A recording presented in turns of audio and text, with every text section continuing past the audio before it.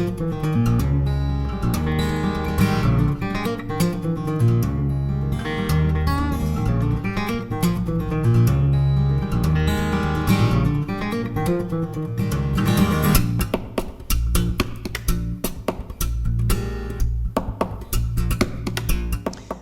and welcome to a special edition of Arts in the Metro.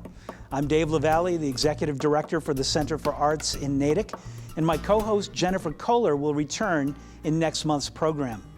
Tonight we have two legends of the Boston music scene of the 80s, Charlie Farren and John Butcher, who join us here in the Natick Pegasus studios to perform some music from their new collaboration called FBI Inc. Here's Charlie Farren and John Butcher, AKA FBI. 1, 2, 3, 4.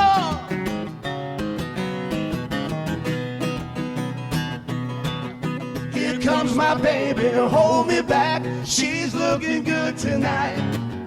The boy can't help it, hold me back. Somebody better hold me back. Hold me back, somebody hold me back. Wake me up, come on, give me a smack. Somebody better hold me back.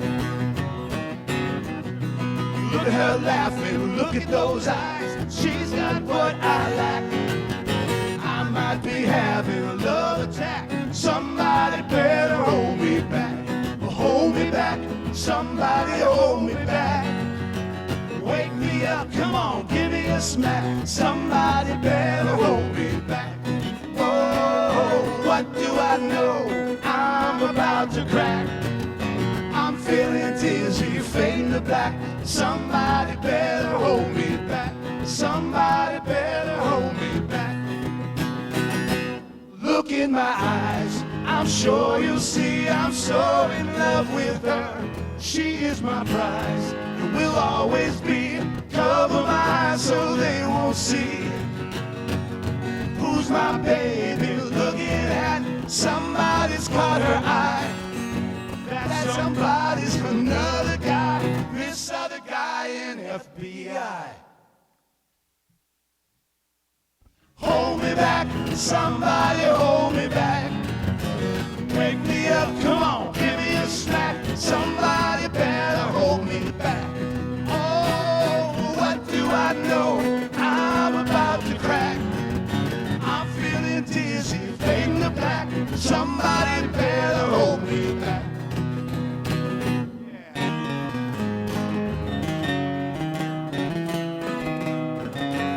She is my prize, will always be. Cover my eyes so they won't see. Hold me back, somebody hold me back. Wake me up, come on, give me a smack. Somebody better hold me back. Somebody better hold me. Hold me back. Hold me back. Hold me back. Hold me back. Well, John and Charlie, it's great to have you here with us tonight. Both of you guys were prominent members of the Boston music scene in the late 70s and all through the 80s. I'm a big fan. Before you actually met in person, how did you first discover each other's music? I had a band. It seemed in those days, late 70s, it seemed to me anyway that Kenmore Square and clubs around Kenmore Square were where the rock scene was happening in Boston. And in those days, I was traveling a lot. I was playing from Philadelphia to Syracuse. And we'd play, 45 weeks out of the year. And when we'd play in Boston, there were a lot of bands around, but there was a handful that I thought were good. And this guy had one of them, Johanna Wild. And Aerosmith was still kind of around, and they were local at the time too. Well, they were the big band. And John was striking because he's this guitar playing guy with black guy lead singer, different. I mean, who else does that?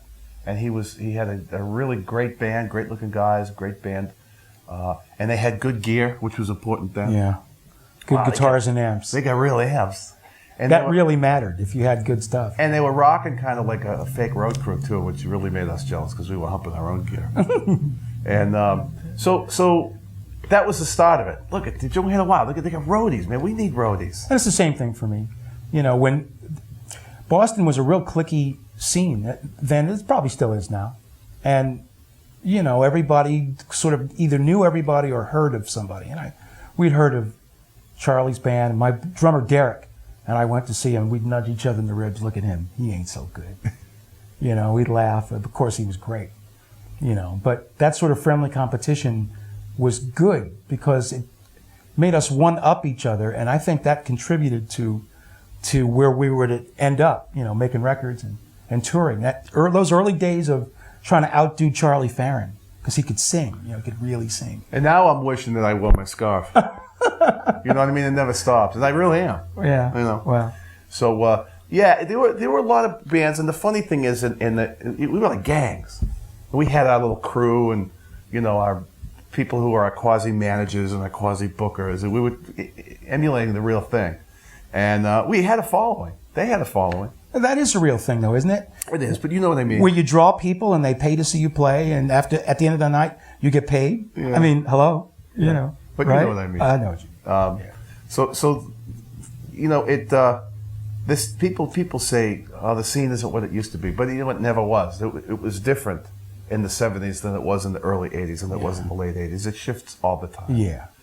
We played just the other day a benefit for health clinic for New Orleans blues musicians at TT the Bears. And I walked into that room, and I had seen the room before and walked by it, but I never actually performed there. And I said, "This is the old days. This is where the kids go." It was packed. Packed, no place to sit, standing shoulder to shoulder. And I thought, I love this. You know, we don't play in rooms like that anymore, really. No. But kids still do. Yeah, and you know. So the Boston scene, we gathered from that. It's alive as it ever was. Yeah. Just different.